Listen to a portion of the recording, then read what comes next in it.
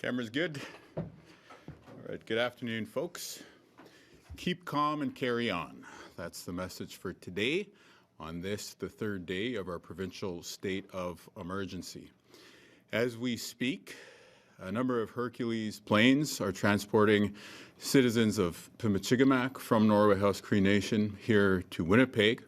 We have a number of other Canadian Armed Forces aircraft transporting people from Puckatawagan to the PA, where they will be able to access medical attention, though we haven't had any indications that that is needed, and subsequently be transported to Winnipeg. As a result of these activities, the hospital in the PA has been put on code orange. In the city of Flin Flon, a final evacuation has occurred. That means that the mayor and council have made the decision that conditions there today are so serious that even those last few workers and officials needed to leave town. We had our healthcare workers leave this morning, mayor and council, and some final buses shortly after that. And the only folks remaining on the ground are the firefighters and folks from the Office of the Fire Commissioner and RCMP who are there to battle the blaze. We do expect some very, very challenging conditions in Flin Flon and in the surrounding community, particularly later this afternoon. The situation there is very, very serious, and we are doing everything that we can to preserve life, but also to preserve people's livelihoods and homes in the region. Because of that same threat, we have also made the decision to evacuate Baker's Narrows, the provincial parks and cottage country in the area there. The community of Sheridan is surrounded by wildfire, and so value protection and firefighters continue to hold it off there in the region. The community of Bassett also evacuated today in the more eastern part of the province. Yesterday we had a fire start in Split Lake, Tatasquiac Cree Nation. The situation there was very concerning for residents and for leadership. I was in touch with leadership in the community many times over the course of the day.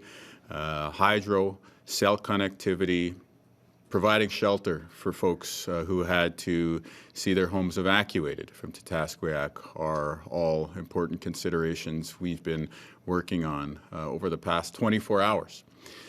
And then we turned to Puckatawagan, where the situation was very, very dangerous and scary for people in that community overnight. Between the 2 and 3 o'clock hours of the morning, there were many calls for help.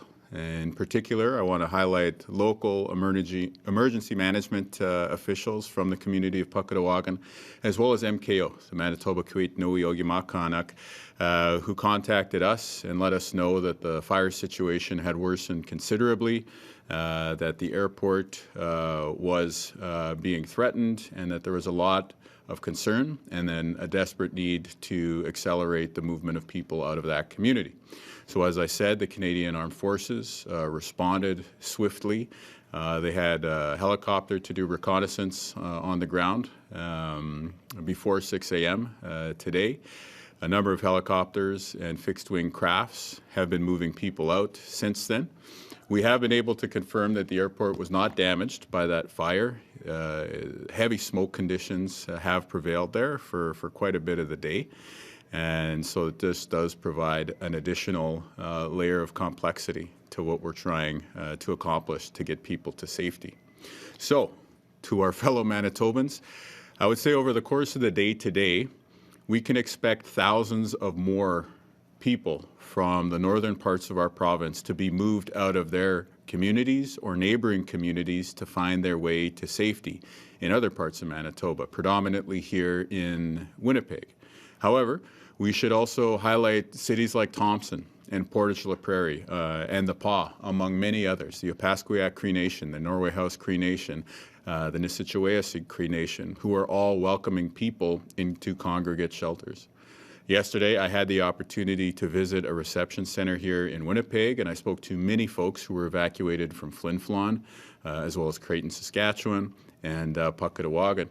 I want to take a moment to commend the very compassionate and important work that civil servants, the Canadian Red Cross, folks from the Health Authority here in Winnipeg, as well as from Shared Health, are all delivering, as well as Salvation Army, to care for people during their time of need.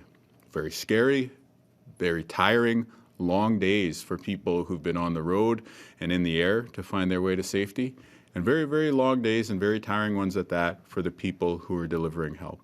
So we have a very, very serious situation that continues to cause serious threats in many parts of our province.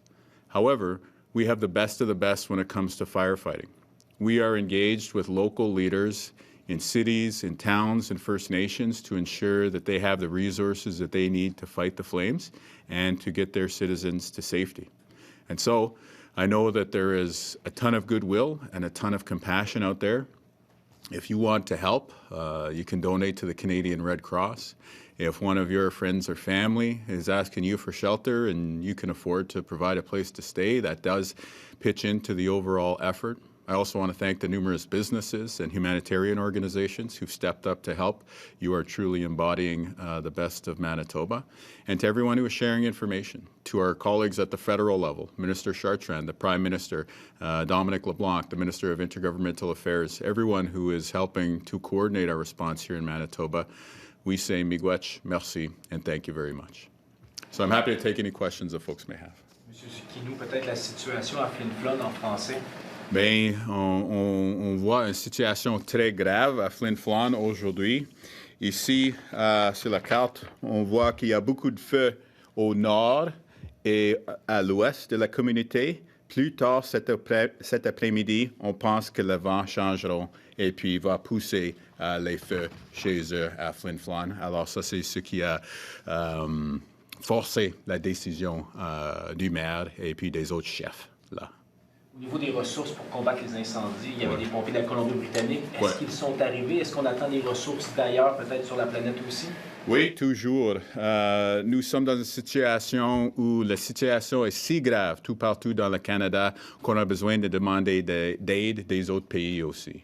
Alors aujourd'hui, nous avons reçu les nouvelles qu'il y aura 125 personnes des États-Unis qui vont nous joindre pour aider, c'est-à-dire 100 pompiers et puis 25 personnes pour organiser leur effort.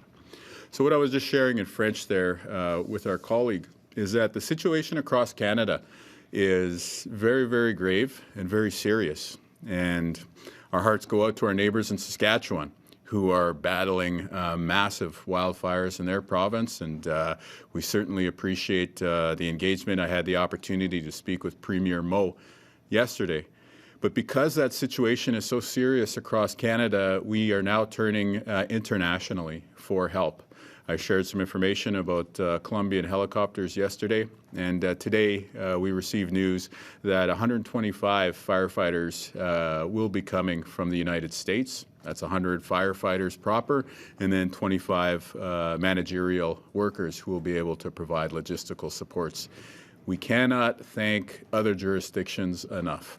Folks from Alberta, British Columbia, Nova Scotia, New Brunswick, the flight crews and bombers, water bombers from Ontario and from the territories, the other equipment and resources we've received from Quebec, and now turning to our neighbors from the south to help us in our time of need. Not too long after we had Winnipeg firefighter in Los Angeles helping Americans during their time of need, it really does just underline how serious the situation is. What additional resources does the province need to fight these fires, and do you have enough right now? Yeah, we will use every assistance that we can get. In particular, in the coming days, actually right before this press conference, I was going back and forth with the federal government, and we are asking for more firefighting equipment and more firefighters. In the coming days, we will also need those logistical supports because this is going to be a continued effort to keep Manitobans safe, So in addition to people who are going to be on the front lines battling the flames, we also need people who are going to be cooks and able to demobilize and move equipment, people who can map the fires as they continue to develop, and then all the transportation and logistics, the mechanics that support the aircraft and all of those things. So it really is an important time where we're very reassured that we can turn to the federal government, the Canadian Armed Forces, our provincial and territorial neighbours, and our neighbours to the south for help in this firefight. You kind of touched on it before about looking internationally for firefighters, but I'm wondering, like, how does it feel that the provinces, I guess, are almost in a battle for sort of much needed resources during these fires and things like that? We're working together with the other provinces. One of the things that has emerged, and it's been explained to me as a lesson learned from previous wildfire seasons, is the need to coordinate. And that's where this CIFC, the Canadian Interagency Forest Fire Centre, which is here, really comes into play. So Saskatchewan has a province-wide state of emergency. Alberta is seeing evacuations. We're in a state of emergency. So to ensure that you can protect your home front while sending resources to a jurisdiction like ours to help out, that's what we're seeing emerge as the Canadian partnership to respond to this wildfire season. Is it just personnel from the U.S. that's coming, or will there be equipment too? I think there will be equipment as well. Like water bombers or? Well, what we shared yesterday is that there were 2 helicopters, which I believe are Colombian, but they are being deployed from the United States. And then we have these 125 individuals, again, 100 of them firefighters, 25 who are managers to help with the logistical effort. Mr. Premier, you touched on the fact that the hospital in Paul is cold orange, I think you said, but with the thousands of evacuees coming to, well, mainly Winnipeg, and you said Portage and Prairie, are there any measures being taken with our healthcare system here in Winnipeg to potentially have new patients, whether that's people dialysis or maybe people have emergencies after they arrive? I don't know. Are there any measures being taken within our healthcare system here in Winnipeg, which is already busy on a normal day? Yeah. Here in Winnipeg, the conversations started a few days ago with the declaration of the state of emergency around staff. First, around the flexibility to redeploy, the engagement with the healthcare unions so that they're in the loop, and then also the conversation about work-life balance and supports for people who are going to be asked to step up. In the northern region, not only have you had folks leave Flin Flon and other communities who are healthcare professionals, nurses, and others, you're also talking about a coordination effort. And so there we're seeing a telephone line set up so that folks can check in and then get information. And later today, we'll also be sharing news for the public. If you have a family member being moved from a personal care home, from a hospital bed, and you need information about where they're traveling to, about how to connect with them, that 1-800 number will be brought online later today. So are there going to be, I don't know, overtime hours or additional staff in Winnipeg? Well, at this point, we're managing things within the existing framework, but because of the state of emergency, we have started those conversations if we need to ramp up efforts. Premier Kinew, Wednesday we said we needed to evacuate 17,000 people. Where are we at right now in terms of numbers? Well, today we're going to see thousands of people moving out of northern Manitoba. The Canadian Armed Forces has accelerated their efforts in Puckawagan, given that really urgent situation overnight. And the Hercules planes are arriving in very frequent cadence in Norway House to move Pimichigamak citizens. So as we get later this afternoon and into this evening, we'll be getting closer to that 17,000 number. So on Wednesday, we said 17,000 people are being ordered out of their homes or being put on notice. Today's the day where the vast majority of those folks will actually have moved from their homes to safety. And in terms of location here in Winnipeg, I visited 4 centers so far myself. Yeah. Do we expect more centers to open? Like Yes. Arena? Some are being, well, I'm mindful of the privacy of folks, right? You've probably seen like folks are sitting on the front lawn, so to speak, with their bags and personal effects. But we can look at community centers, soccer fields, and private venues, large private venues being stood up to receive people. Not that everyone would necessarily go to a facility like that here in Winnipeg or Portage-la Prairie or Thompson, but just what we saw over the past few evenings is that this is not a 9-to-5 operation. We're going to have the capacity to shelter people at 3 o'clock in the morning. You know, we have to plan for the capacity to expand quickly on a very short notice. And so part of what we're doing to prepare is to give people the chance on the back end to get cots ready, materials ready, water ready, food ready to potentially receive more of our fellow Manitobans. Do you have an example of a large private building, what that means? I know you were trying to respect privacy, but what, I mean... Yeah.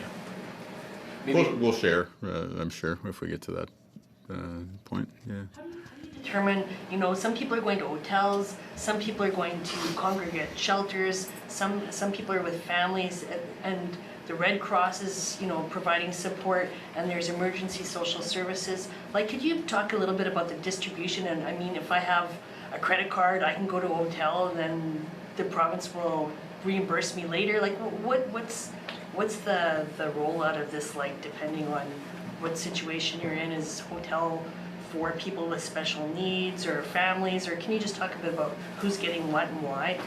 Well, the first principle is that this is one Manitoba and that it's a coordinated approach. So, for instance, the reception center I was at yesterday had folks who were coming from the city of Flin Flon, but also the Puckatawagan Cree Nation. And so you have folks who would, you know, perhaps get federal supports, others getting provincial supports. But when they show up at the center, it's just one process. There's just one desk where people are checking in, getting registered, and getting assigned the supports.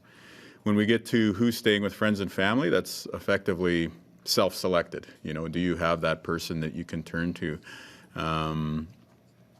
As a matter of course, like just in terms of how things have worked out with who's needed that help, a lot of folks from Flin Flon were coming in, and we're going to head out to the congregate shelter yesterday here in the city, as well as the one in Portage-la Prairie. Same with some folks from Puckatawagan. The hotel rooms in the province are very, very hard to come by right now.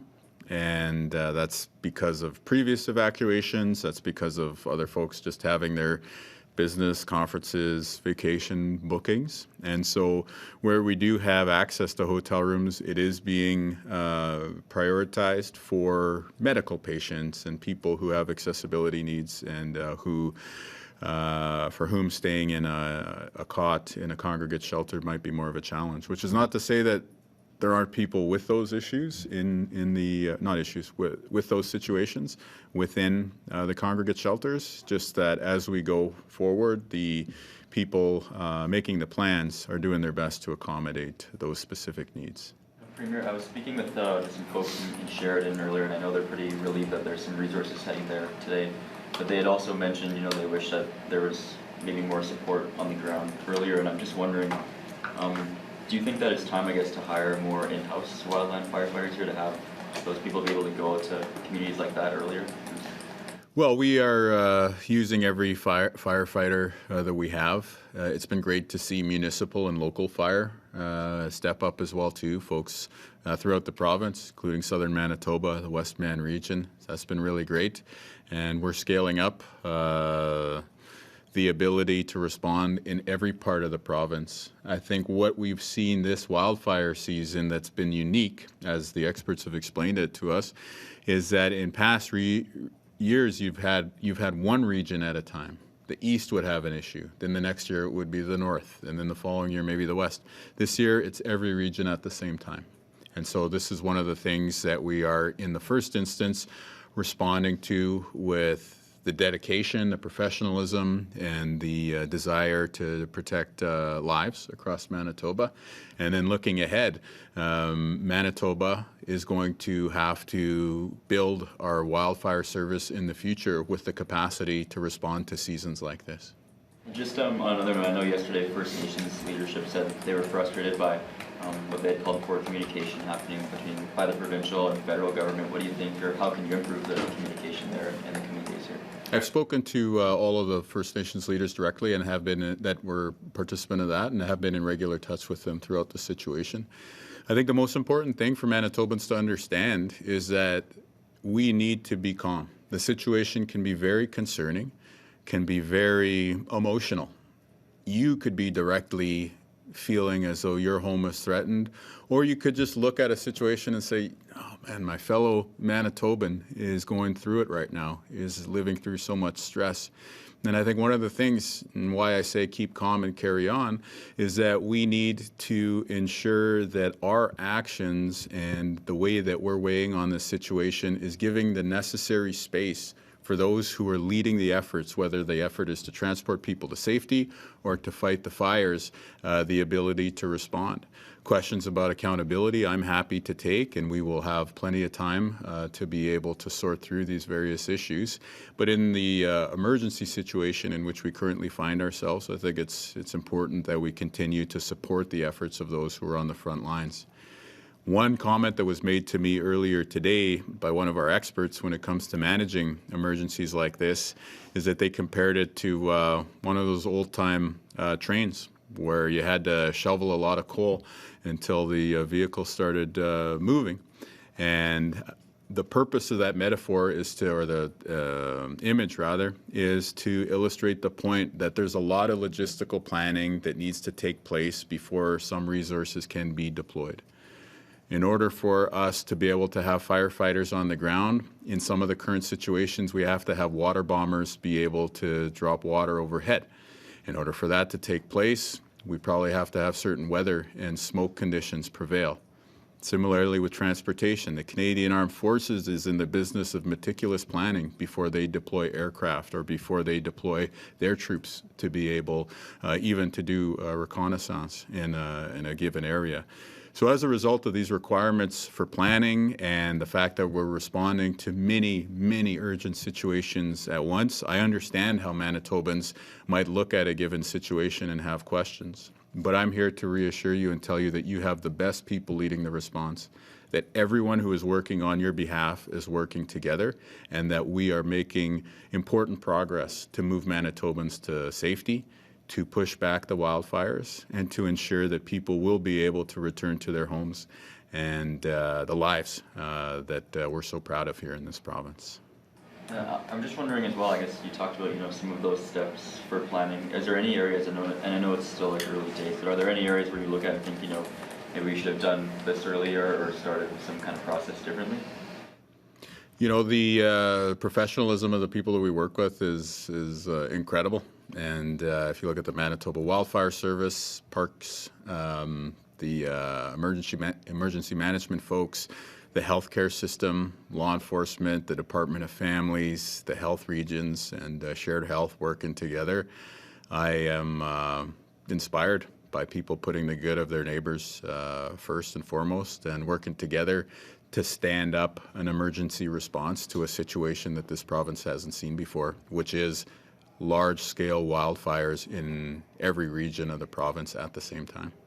Peut-être en français revenir sur les installations à venir dans la capitale manitobaine, peut-être davantage d'endroits pour les gens? D'où ils vont rester? Oui, exactement. Oui, yeah. Il y a 3 arénas, un terrain de soccer. Est-ce qu'il pourrait y avoir davantage? Puis quel genre d'installation peut-être? Bien, dans les prochains jours, nous verrons plusieurs milliers de personnes qui vont venir ici, au capitale de notre province.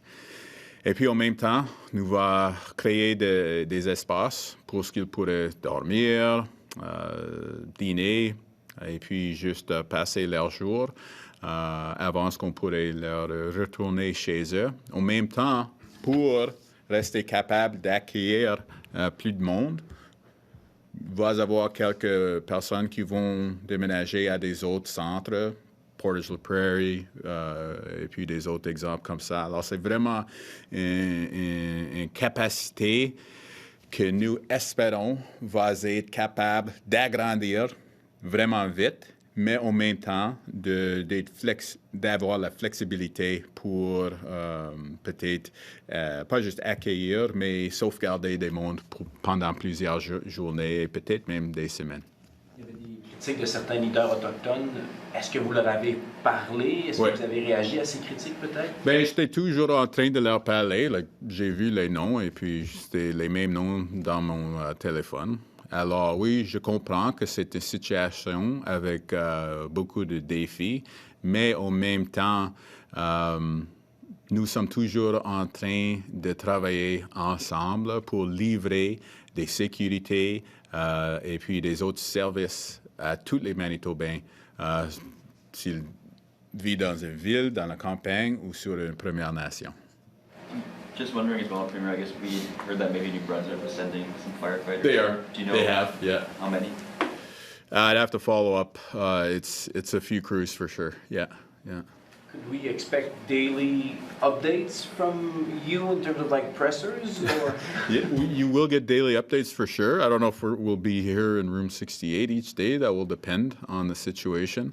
I think today is a serious inflection point for some of the larger northern communities, in particular Flin Flon, Puckawagan, Tatasquiac, folks who've moved out of Pimichigamak, and so we wanted to provide that information.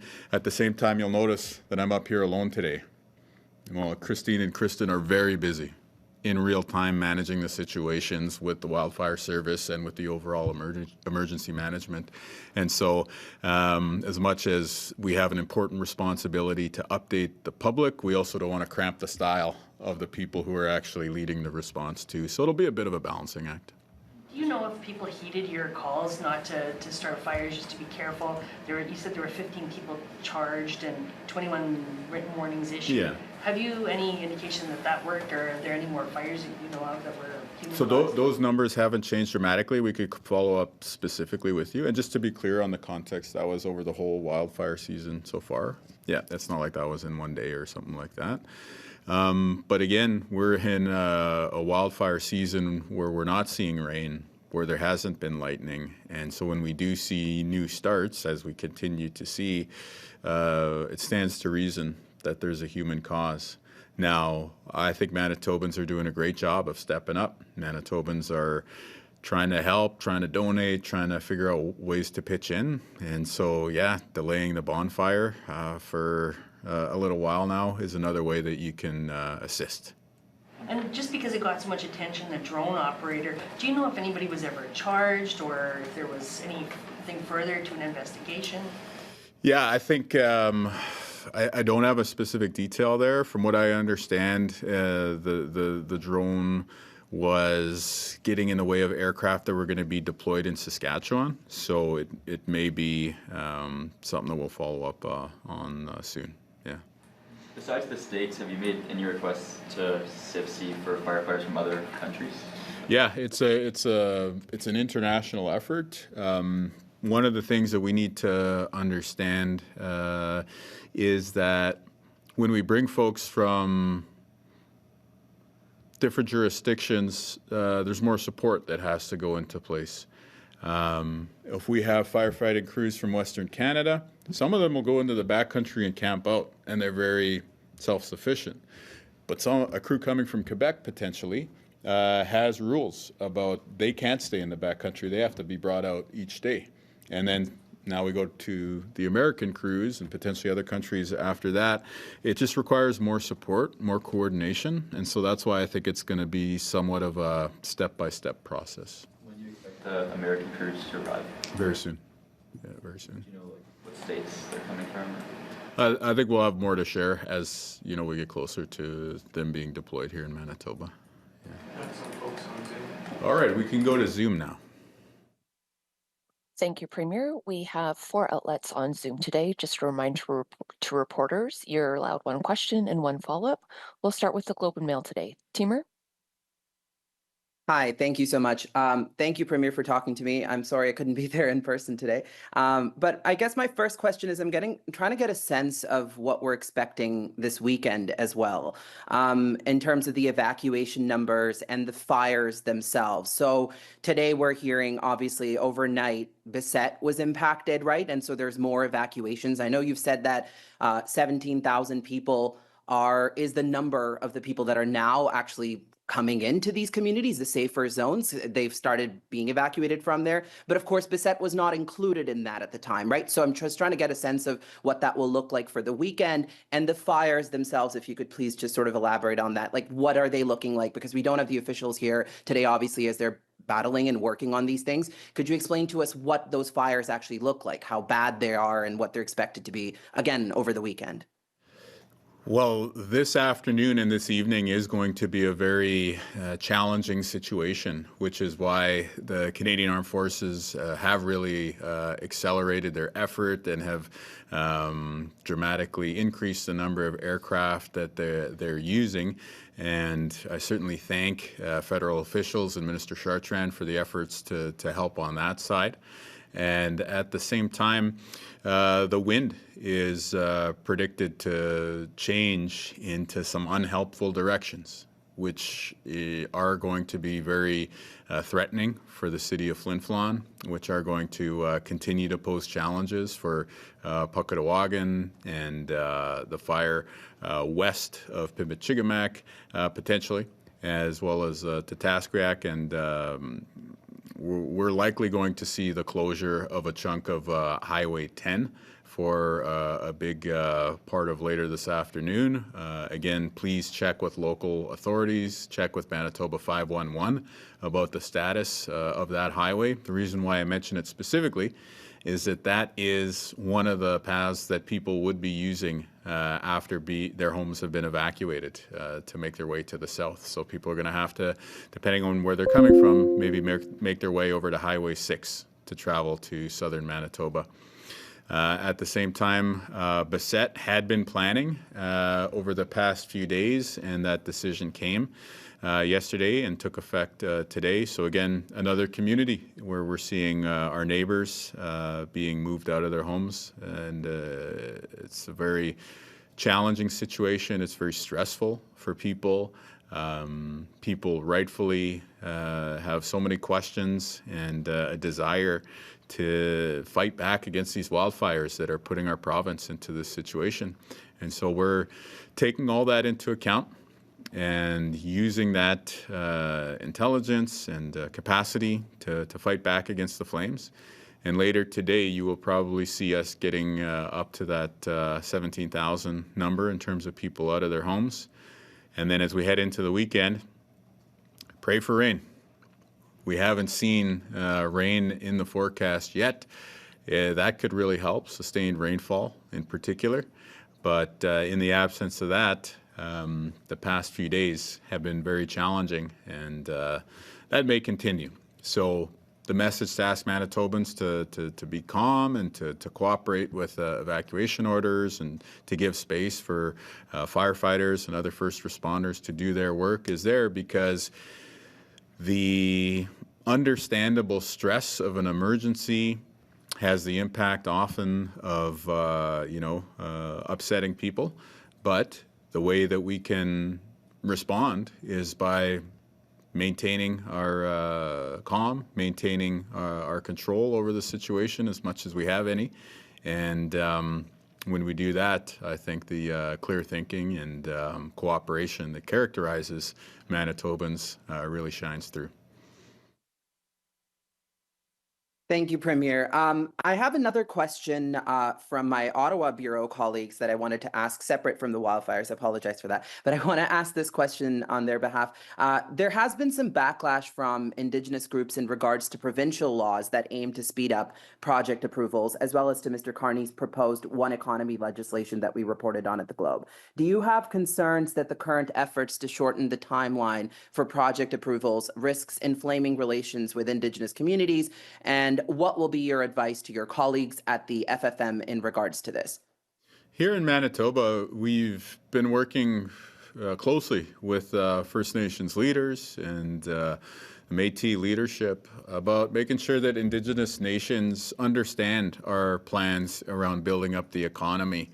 And we think that taking the time at the front end is going to be the best way to ensure that this window that we have open where all Canadians want to build our economy will actually see progress. And so I think the message that I have for everybody in Canada right now is we're feeling a lot of momentum. We're feeling a lot of passion about protecting our country and ensuring that our jobs are safe. And if we spend the right time making sure that Indigenous nations are on board, that we're thinking through the long-term environmental protection, and most importantly, that we're making sure, or rather, as importantly as any other consideration, we're making sure that the decisions we make are going to benefit our kids for generations to come. That's how we can take advantage of this window of opportunity in a very Canadian way. Okay, thank you, Timur. Next up, we have City News. Kurt, go ahead. Afternoon, Premier. Speaking to residents today that are still up in Puckatawagan, they're of course describing a more and more dire situation, but express some frustration with the perceived lack of communication. That while not knowing when these rescue helicopters are arriving, by not knowing that when they do, it's creating a panic with people rushing to the helicopters, not knowing, if they'll get another chance to get out. What would be your message to those residents where the fear is understandably growing by the hour? Well, we have to stay calm, and I'd like to reassure folks in Puckatawagan that the emergency management folks you have on the ground there are amazing. I had a chance to speak to them by video chat yesterday evening. And again, they had a lot of questions themselves, and the message I try to share with them is, you folks know what you're doing. You know what the folks in your community need. I had the opportunity to speak to the leadership of the community as well. And again, I can tell you that your best interests and a longer-term plan is being put together once you make your way to the PAW and then to Winnipeg. So we're going to take care of you not just today, but also in the days to come. And so let's just work together, and let's just maintain that steady hand over the coming days so that we can get through this. It's a tough time. People are tired. It's long days, long hours, stressful conditions. I totally get it. But if we set that positive example for the younger people around us, it really, really pays dividends. It really, really pays off in terms of being able to make ourselves and our community safe. Thank you, sir. Thank you, Kurt. Now from Global, Catherine, go ahead.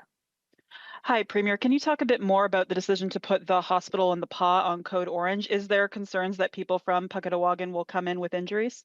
We have not heard from the local nursing station of any significant injuries. We haven't heard of any thing at that nursing station that would be outside of what they deal with on a normal day. So this is a precautionary measure. Putting the hospital and the PAW on code orange is us just trying to be ahead of the curve if things suddenly change into a different direction.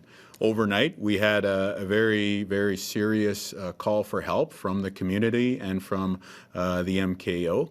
And so as part of the response, not only did we work with the Canadian Armed Forces on getting more people out faster, but also we put into place these plans in the PAW just in case folks need that additional level of health care. Okay, thank you. And those additional shelters that you expect to stand up over the coming days, is that just going to be in Winnipeg, or are you looking at other cities as well? Yeah, the city of Winkler has generously offered as well. So it's a province-wide response, which is not to say necessarily that all of these great Manitobans who've stepped up are necessarily going to be hosting people in these congregate shelters. But we've learned over the past few evenings in particular that we need the ability to just quickly scale up to the tune of hundreds of additional beds within the matter of a few hours. And that's outside of bankers' hours, to be specific. So again, having that ability to say Winkler and Portage la Prairie and different venue owners here in the city of Winnipeg and other parts of Manitoba have stepped up to offer shelter to our fellow Manitobans just gives us that much more confidence that we're going to be able to keep everyone safe and keep everyone working together in the coming days. Thank you. Okay, thank you. That's everything from Zoom. We'll go back to the room. Juste une question, vous avez parlé de construire le service de lutte contre le feu. Comment vous allez faire? Est-ce qu'en recrutant ou bien en augmentant le budget? Oui, c'est toujours une question de planifier pour les ressources humaines et puis les avions et les autres choses, les autres outils qu'on a besoin. Nous avons commandé plusieurs avions plus tôt dans cette année, mais même si on avance l'argent cette année, je pense que c'était 80 millions de dollars, nous ne verrons pas ces avions pour 5 plus années. Alors, c'est une question de planifier et préparer pour les prochaines saisons. Ce sera dans les budgets, prochains budgets? Ah oui, c'était dans le budget cette année déjà. Nous avons déjà commencé ce processus pour améliorer et agrandir les ressources pour le service. Vous allez recruter aussi des pompiers? Oui, ça va être une partie du plan. Nous avons livré la formation cet printemps et il y a plusieurs pompiers qui ont pris davantage de cette opportunité, mais c'était un plan qui était construit dans les autres saisons où ce que nous avons vu seulement une région de la province avec un grand défi. Cette année, nous voyons une situation où tout partout de la Manitoba, dans chaque région, il y a des feux. Alors, nous devons prendre cette leçon et puis planifier pour cette réalité dans les prochaines années. All right. Thanks, folks. Okay. Our 1-800 phone line is now live, and I've just got it on this high. Okay, this is a 1-800 number for patients, families? Yes. Yeah? It's got some info there. Okay, so earlier in the press conference, I mentioned, thank you, Emily Coots. And this is for patients, families who your loved one has been moved from a personal care home or a hospital bed in northern Manitoba. You want to get an update on where they're traveling to. How can you contact them? How can you connect? The first number I'll give you, 204-788-8200, 204-788-8200. That's local here in Winnipeg. And then a toll-free number province-wide in Manitoba, 1-888-315-9257. So 1-888-315-9257. This is live right now. It's hosted by HealthLinks, so you'll have a live person on the other end of the call. And this is Wildfire Health Info. So this is about patients from hospitals and personal care homes who've been relocated as a result of the evacuations. You're concerned about your loved one, you're traveling separately from them, whatever situation that you're confronted with, please reach out, 1-888-315-9257 or 204-788-8200. En français. Alors, s'il y a du monde qui était dans les hôpitaux dans le Nord ou dans les soins de santé pour les aînés, et puis ils ont déménagé ou vous sommes en train de venir ici séparément, que vous pouvez appeler 1-888-315-9257 tout partout dans le Manitoba pour accéder d'informations sur ces patients. Ou ici dans la ville de Winnipeg, tu pourrais appeler 204-788-8200. All right. Thanks so much, everybody. Have a great day.